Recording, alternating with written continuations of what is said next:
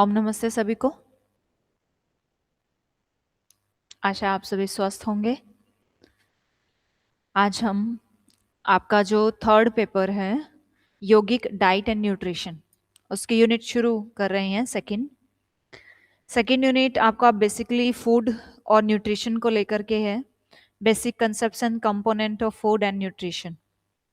तो उसमें जो पहला टॉपिक है concept and functions of food and there classification. What is food? Food क्या है? इससे पहले हमने फर्स्ट यूनिट में भी भोजन के विषय में, आहार, डाइट, न्यूट्रिशन आदि के विषय में पढ़ा था, जहाँ पे हमने योग के परिप्रेक्ष्य में भी कि योग जो आपका आहार के प्रकार हैं, जैसे गीता के अकॉर्डिंग पढ़ा था सात्विक, राजसिक और तामसिक। फिर हमने हठ प्रदीपिका एंड घिरण संहिता के अनुसार भी मिताहार को पढ़ा था, पथ्य और अपथ्य।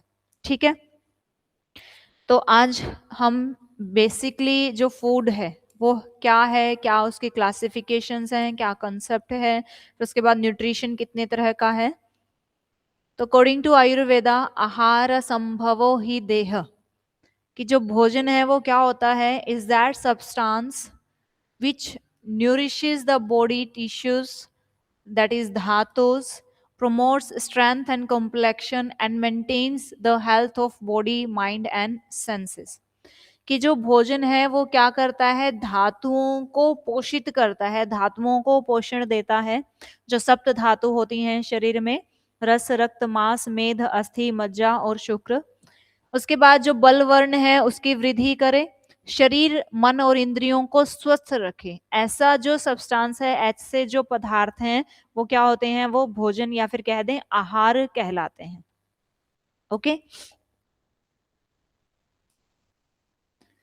मॉडर्न जो डेफिनेशन है कि food is any substance, solid और liquid, which when consumed provides nutrients to the body for energy, growth, repair, protection and regulation of body functions।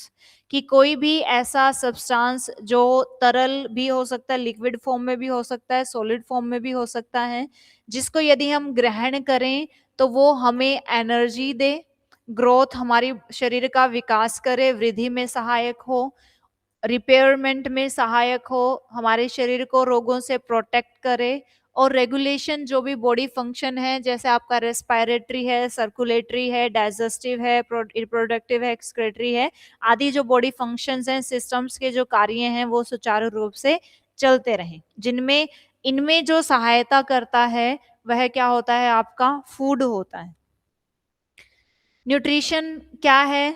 Food के concept of food in nutrition, कि nutrition, in nutrition food is consider the primary source of nutrients. जैसा जैसा भी हम भोजन ग्रहण करते हैं वैसे ही न्यूट्रिएंट्स, वैसे ही ताकत, वैसे ही स्ट्रेंथ हमारे शरीर में आती है। तो यदि न्यूट्रिशन के केस में भोजन को देखें तो वो प्राइमरी सोर्स है किसका, न्यूट्रिशन का, जो कि नेसेसरी होते हैं for maintaining health and preventing disease, जो हमारे शरीर के स्वास्थ्य को बनाए भी रखते हैं और जो रोग आदि हो जाए तो उससे भी हमें प्रोटेक्ट करते हैं। इसके लिए क्या है, भोजन को प्राइमरी सोर्स माना गया है न्यूट्रिएंट्स का। ठीक है, अब यदि हम फंक्शंस देखें कि भोजन के क्या क्या कार्य होते हैं, तो जनरली क्या है कि एनर्जी गिविंग फंक्शन, जो भोजन है, भोजन से ही ऊर्जा आती है शरीर में। जो भी दिन भर के दौड़ भाग के जितने भी कार्य हम करते हैं उसके लिए हमें क्या चाहिए, एनर्जी चाहिए, और वो एनर्जी हमें किससे मिलती है, वो हमें भोजन से मिलती है।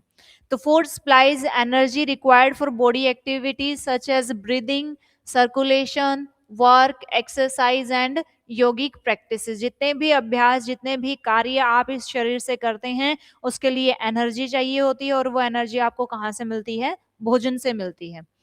Plus body building function, food helps in growth, development and repair of body tissues, specially muscles, bones and organs. जो भोजन है वो हमारे शरीर को वृद्धि प्रदान करता है, डेवलपमेंट करता है शरीर की, और मान लो अगर कुछ गड़बड़ हो जाए शरीर में, किसी न किसी ऊतक में कोई मतलब रिपेयरमेंट की अगर वहां पे आवश्यकता है तो वो भी हमारा भोजन उसमें हेल्प करता है। ठीक है, बॉडी टिश्यूज में स्पेशली किन किन में, मसल्स को बनाने में, बोन्स को बनाने में और ऑर्गन्स के हेल्थ के लिए बॉडी जो भोजन है वो आपका कार्य करता है। फिर protective function, food protects the body from disease bye strengthening the immune system. जो रोगों से लड़ने का जो हमारा एक सिस्टम होता है, immunity system, immunity strength, immunity power उसको हम बोलते हैं, यदि वो सही होती है तो हम रोगों से बचे रहते हैं। और उसको ही मजबूत बनाने के लिए क्या होता है, भोजन होता है। जो हेल्दी फूड अगर हम ग्रहण करते हैं तो वो क्या करता है, हमारे शरीर की इम्यूनिटी को बढ़ाता है, जिससे कि हमें जो हमारा शरीर है वो रोगों से लड़ने में सक्षम हो जाता है। उसके बाद है regulatory function. Food regulates various psychological processes such as digestion, metabolism and hormonal balance. ये तीनों ही चीजें किससे होती हैं, भोजन करने से रेगुलेट रहती हैं। हार्मोनल इम्बैलेंस नहीं होता, डाइजेशन खराब नहीं होता यदि हम अच्छे प्रकार का भोजन ग्रहण करते हैं तो। Maintenance of body temperature, it helps in maintaining normal body temperature. क्या क्या, जैसे कि फैट्स होती हैं, जैसे वसा, जो वसा का क्या कार्य होता है कि बॉडी के टेम्परेचर को मेंटेन करना, ठीक है। और वो फैट आपको कहाँ से मिलती है, वो आपको भोजन से मिलती है। Mental and emotional wellbeing, proper food intake support mental alertness, concentration and emotional stability. तो जो प्रॉपर फूड यदि हम ग्रहण करते हैं तो वो हमारी मानसिक एकाग्रता को बढ़ाता है, हमारे भावनात्मक संतुलन को बनाए रखता है, ठीक है। These are functions of food, okay, कि भोजन के क्या क्या कार्य होते हैं। स्पेशली जो एनर्जी मिलती है बॉडी को, बॉडी की जो ग्रोथ होती है, ऑर्गन्स का जो कार्य होता है, बॉडी में जितनी भी एक्टिविटीज होती हैं उनको सुचारू रूप से चलाने के लिए, वो अपना कार्य सही तरीके से करते रहें, उसके लिए किसकी रिक्वायरमेंट होती है, एनर्जी की रिक्वायरमेंट होती है। और वो जो एनर्जी है वो हम किससे ग्रहण करते हैं, भोजन से ग्रहण करते हैं, ठीक है। Next is classification of food, कि भोजन के क्या क्या प्रकार हैं। तो कुछ एक जैसे कि मान लो food on the basis of function, कि कार्य के आधार पर हम भोजन को किस तरह से डिवाइड करते हैं। तीन कैटेगरीज में इसको डिवाइड किया गया है। एनर्जी गिविंग फूड, जो आपको क्या प्रोवाइड करवाते हैं, एनर्जी प्रोवाइड करवाते हैं फॉर डेली एक्टिविटीज के लिए, जैसे कि राइस हो गया, व्हीट हो गया, शुगर हो गया, बटर और ऑयल। ये चीजें आपको क्या करती हैं, एनर्जी प्रोवाइड करती हैं रेगुलरली जो आप कार्य करते हैं उनके लिए। फिर है बॉडी बिल्डिंग फूड, जो कि बॉडी जिन्हें अपना ग्रोथ डेवलपमेंट अच्छा करना है, या रिपेयरिंग ऑफ टिश्यूज को सही करना, टिश्यूज अगर उसमें कोई खराबी हो गई है या कट हो गया है तो उनको रिपेयरमेंट करने के लिए बॉडी बिल्डिंग फूड आपका ये आता है, जैसे मिल्क, एग्स, पल्सेस और मीट इसके अंतर्गत लिए जाते हैं। उसके बाद है protective food, these foods protect the body from disease and improve immunity. जैसे कोई भी व्यक्ति बीमार हो जाता है तो उसके लिए जो भोजन है वो अलग तरह का होता है, स्वस्थ व्यक्ति के लिए भोजन अलग तरह का होता है, और जिसे अपनी मसल्स को बढ़ाना है, टिश्यूज को बढ़ाना है, उसके लिए अलग तरह का भोजन होता है, ठीक है। तो जो रोगी व्यक्ति होते हैं, जिन्हें विशेष प्रकार की डिजीज होती हैं, तो उनके लिए प्रोटेक्टिव फूड का प्रयोग किया जाता है। These foods protect the body from disease, और वो क्या करते हैं, हमारी इम्यूनिटी को बढ़ाते हैं, जैसे कि फल हो गए और ग्रीन वेजिटेबल्स हो गई, ठीक है। क्लियर है। On the basis of source, की कहाँ कहाँ से हमें ये भोजन प्राप्त होता है, तो दो यहाँ पे आपके सोर्सेज हैं, plant sources and animal sources. Plant sources में जो कि भोजन हमें पेड़ पौधों से प्राप्त होता है, जैसे फ्रूट्स हो गया, वेजिटेबल्स हो गया और ग्रेसल्स हो गए, अनाज हो गए। एनिमल फूड जो कि एनिमल से प्राप्त होता है, जैसे कि मिल्क हो गया, एग हो गया, मीट और फिश आदि, ठीक है। तो these are classification according to sources.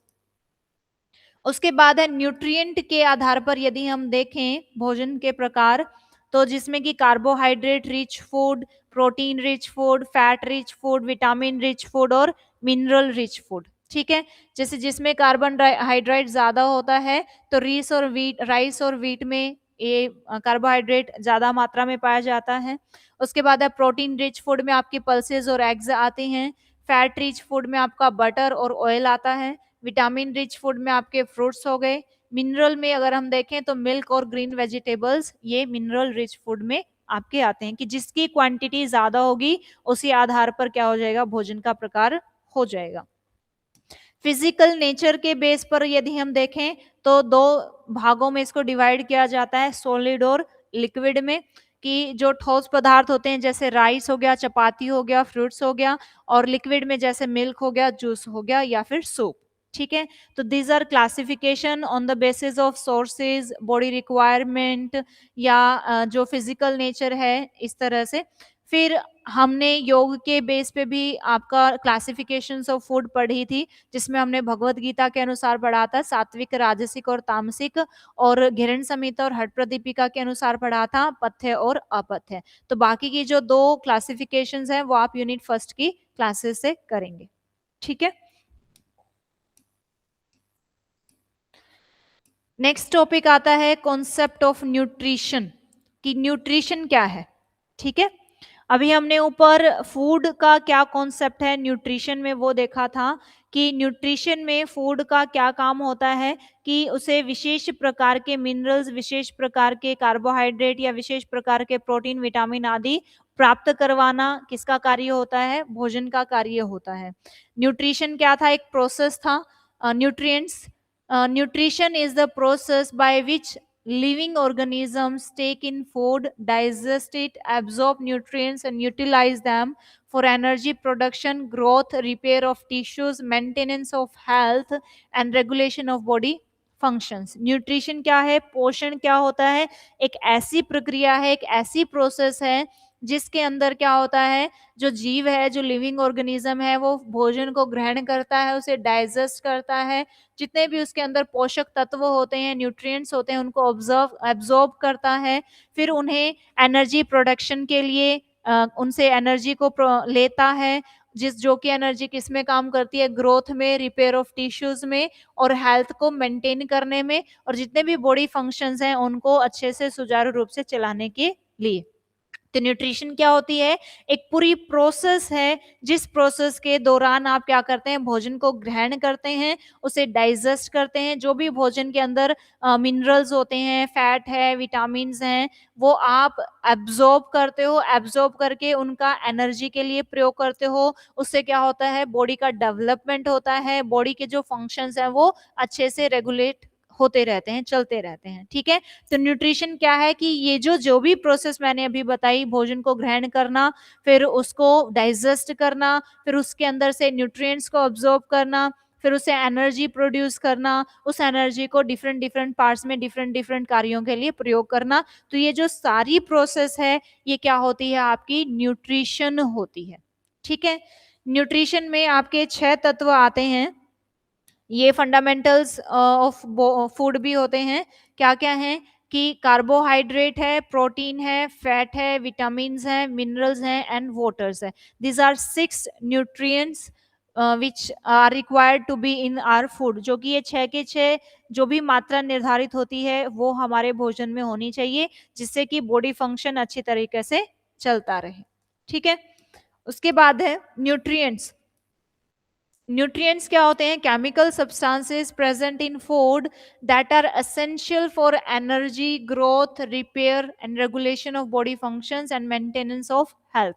पोषक तत्व वे रासायनिक पदार्थ हैं जो भोजन में पाए जाते हैं और ऊर्जा, वृद्धि, ऊतकों की मरम्मत, शारीरिक क्रियाओं के नियमन और स्वास्थ्य संरक्षण के लिए आवश्यक होते हैं।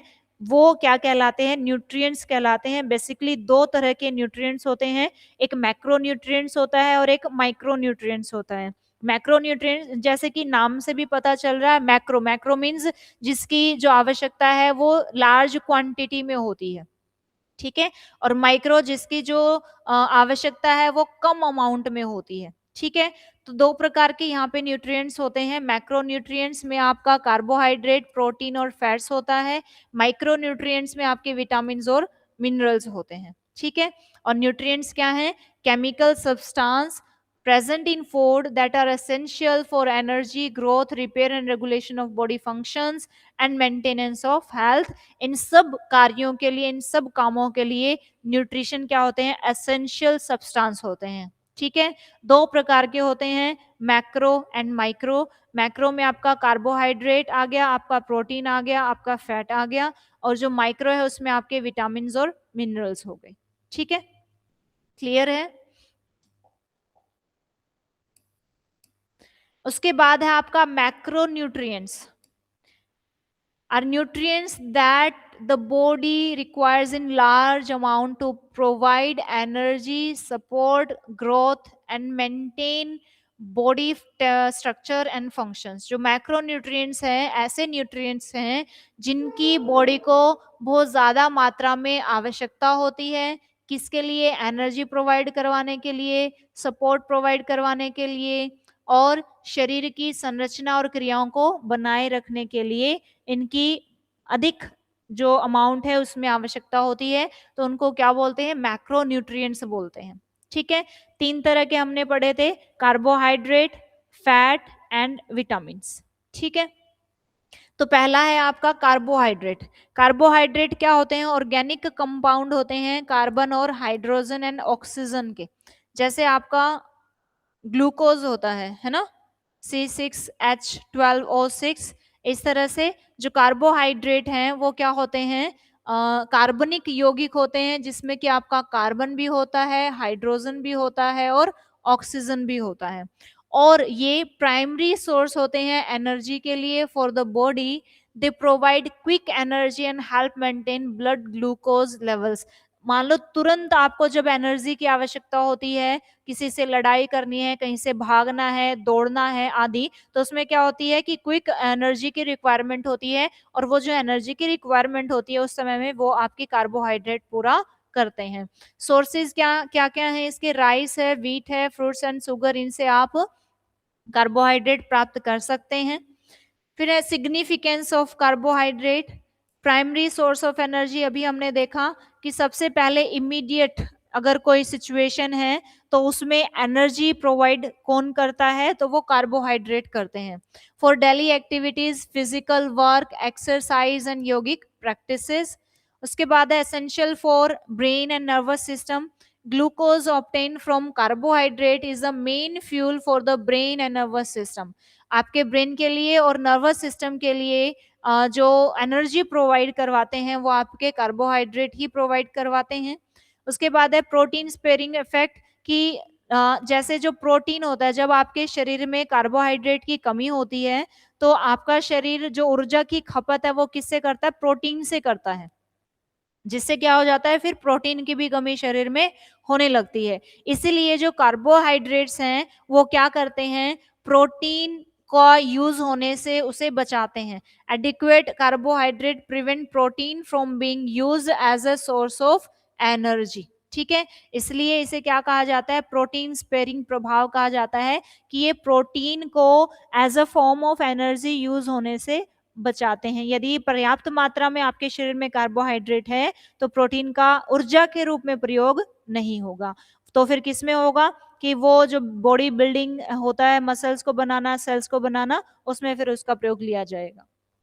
ठीक है, storage of energy as glycogen. Excess carbohydrate are stored in liver and muscles as glycogen, which is used during fasting and or prolonged exercise. ये जो कार्बोहाइड्रेट है अगर आप बहुत ज्यादा मात्रा में ग्रहण कर लेते हैं तो ये लीवर और मसल्स के अंदर ग्लाइकोजन के रूप में स्टोर हो जाते हैं, जो कि मान लो आपको उपवास रख रहे हैं, 2 दिन 3 दिन का आदि उपवास रखा हुआ है, तो उस समय में आपका जो बॉडी है वो ऊर्जा किससे ग्रहण करता है? इस ग्लाइकोजन से ग्रहण करता है। और ये ग्लाइकोजन क्या था? एक्सेस कार्बोहाइड्रेट था, जो आपके शरीर में ग्लाइकोजन के रूप में लिवर और मसल्स में क्या हो जाता है? स्टोर हो जाता है, जो ड्यूरिंग फास्टिंग और कंटिन्यूसली जब आप प्रैक्टिस करते होते हैं, एक्सरसाइज कर रहे होते हैं, उस समय इसका प्रयोग किया जाता है। ठीक है, उसके बाद है regulation of blood sugar level. Carbohydrate help maintain normal blood glucose levels in the body. ये आपकी ब्लड शुगर लेवल को भी रेगुलेट करने में, नॉर्मल बनाए रखने में हेल्प करते हैं। Supports physical endurance. Carbohydrate improve stamina and endurance during sports, exercise and yoga. जितने भी आप सब गेम खेलते हैं या एक्सरसाइज करते हैं या यौगिक अभ्यास करते हैं, तो उस दौरान आपके अंदर स्टेमिना और सहन शक्ति बनाए रखने में कार्बोहाइड्रेट मेजर रोल प्ले करते हैं। ठीक है, तो this is first macronutrient. Next is protein. Protein क्या होते हैं? Are building body building nutrients essential for growth, repair and maintenance of tissues such as muscle, skin and organ. क्या होते हैं जो बॉडी बिल्डिंग, जैसे कि बिल्डिंग ब्लॉक इन्हें कहा जाता है, जो शरीर के ग्रोथ में हेल्प करते हैं, मसल्स को बढ़ाने में, ऑर्गन्स को बढ़ाने में, ठीक है, इत्यादि में, स्किन को बढ़ाने में प्रोटीन आपका हेल्प करता है, इसलिए इसे बिल्डिंग ब्लॉक भी कहा जाता है। क्या क्या सोर्स हैं? पल्सेस से, मिल्क से, एग से और नट से आप इसको ग्रहण कर सकते हैं, और ये अमीनो एसिड्स के बने होते हैं, ठीक है। किसके बने होते हैं? Amino acids means nitrogen, hydrogen and oxygen, okay. इनके यौगिक कार्बनिक ऑर्गेनिक कंपाउंड होते हैं ये, अमीनो अम्ल से बने जटिल कार्बनिक यौगिक होते हैं। अब सिग्निफिकेंस, इनके कार्यों को, इनके महत्व को, इंपॉर्टेंस को देखें तो ग्रोथ और डेवलपमेंट के लिए जो प्रोटीन है वो मेजर रोल प्ले करता है। Proteins are essential for normal growth and development, especially in children and adolescents. जब आप किशोरावस्था में और जब आप बच्चे के रूप में होते हैं तो उस समय क्या जो बॉडी है वो ग्रोथ कर रही होती है, विकास कर रही होती है। उस समय जो आपका प्रोटीन है वो क्या करता है? आपकी नॉर्मल ग्रोथ और डेवलपमेंट को बनाए रखता है, ठीक है। उसके बाद है repair and maintenance of body tissues. Proteins helps in repairing damaged tissues and maintaining muscle, skin and organ. कि जो आपके कुछ इश्यू आदि जब डैमेज, मान लो कोई चोट आदि लग जाती है, एक्सीडेंटल आदि, जिस केस में उसमें क्या होता है कि टिश्यू डैमेज हो जाते हैं या मसल डैमेज हो जाती हैं, तो उनमें जो रिपेयरिंग का काम है तो वो कौन करता है? प्रोटीन करता है, क्योंकि प्रोटीन क्या कहलाता है? आपका बिल्डिंग ब्लॉक कहलाता है, जो आपके शरीर को ग्रोथ प्रदान करता है। Formation of enzyme and hormones. Many enzymes and hormones are made of proteins which regulate body functions. उसके बाद है इम्यूनिटी बूस्टर, कि हमारे शरीर में एंटीबॉडीज को बनाए रखता है, जिनसे क्या होता है, जो भी फॉरेन अगर कोई भी पार्टिकल्स अगर हमारी बॉडी में एंटर कर रहे हैं तो वो उसको क्या कर देता है? खत्म कर देता है। मीन्स ये हमारी इम्यूनिटी को भी बनाए रखते हैं और बढ़ाते हैं, ठीक है।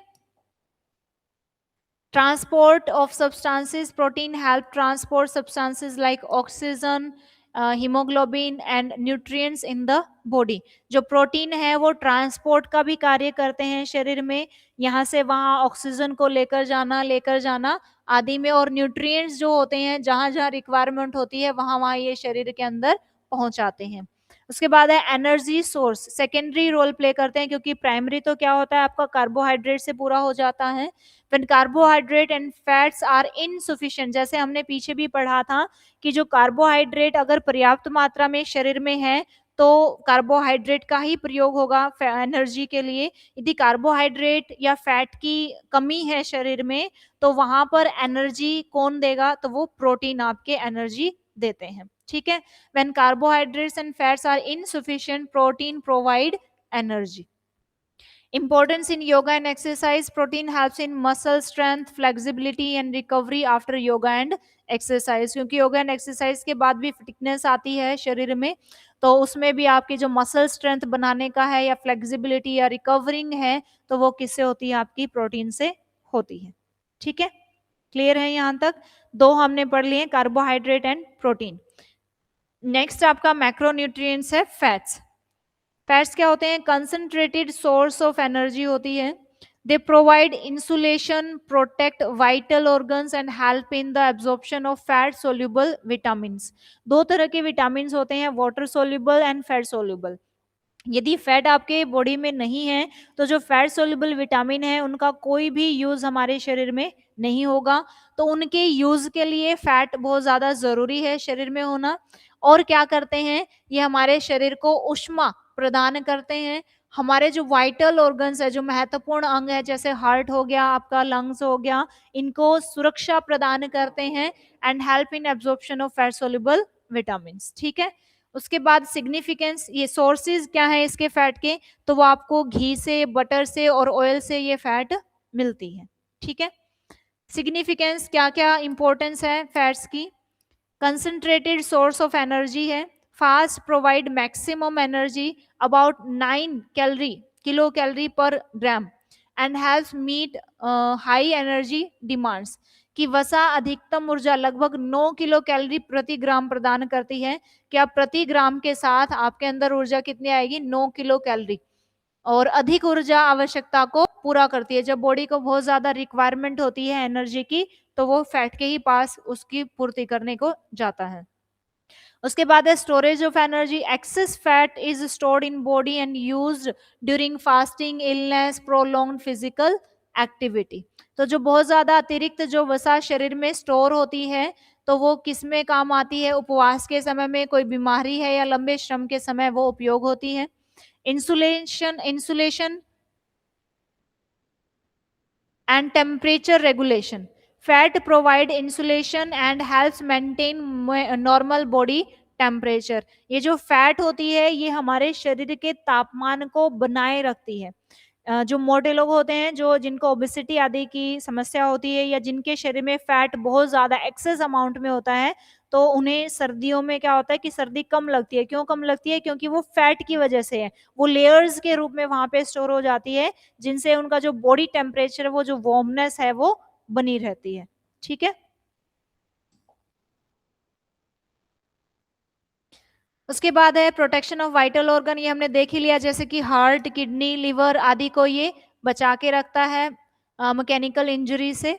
Absorption of fat soluble vitamin, जो आपकी ए, डी, ई, के हैं, ये 4 विटामिन हैं जो आपके फैट सोल्यूबल होते हैं। इनको एब्जॉर्ब करने के लिए, इनसे एनर्जी लेने के लिए या इनसे काम लेने के लिए फैट इनकी हेल्प करता है। satiety and taste. Fat increase the taste of food and provide a feeling of fullness. जो फैट है वो आपके भोजन के स्वाद को बढ़ाती है और जो कि तृप्ति की भावना उत्पन्न करती है। जैसे आप भोजन करते हैं तो आपको लगता है कि हाँ आप तो तृप्त हो गया, पेट भर गया, तो वो जो एक भाव है वो कहाँ से आता है? आपको फैट से आता है। Importance in yoga and physical activity में क्या आएगा? Fat supports endurance and long duration energy needs in yoga and physical exercise. योग एवं शारीरिक गतिविधियों में वसा दीर्घकालिक ऊर्जा और सहन शक्ति प्रदान करती है। ठीक है। तो आज हमने क्या क्या पढ़ा है? भोजन के विषय में, भोजन की क्लासिफिकेशन के विषय में। उसके बाद हमने न्यूट्रिशन को देखा। न्यूट्रिशन के बाद हमने न्यूट्रिएंट्स को देखा, जिसमें कि आपके मेनली 2 न्यूट्रिएंट्स हैं, मैक्रो एंड माइक्रो। मैक्रो में आपके क्या क्या आते हैं? आपके कार्बोहाइड्रेट, फैट और विटामिन्स। ठीक है। तो ये तीनों हमने, इनके सिग्निफिकेंस भी हमने पढ़ लिए हैं। इस क्लास में इतना ही करते हैं। नेक्स्ट में हम माइक्रो न्यूट्रिएंट्स और आपका जो ये सिलेबस बचा है, fat soluble nutrients and water soluble, ये कर लेंगे। ठीक है। ओम नमस्ते।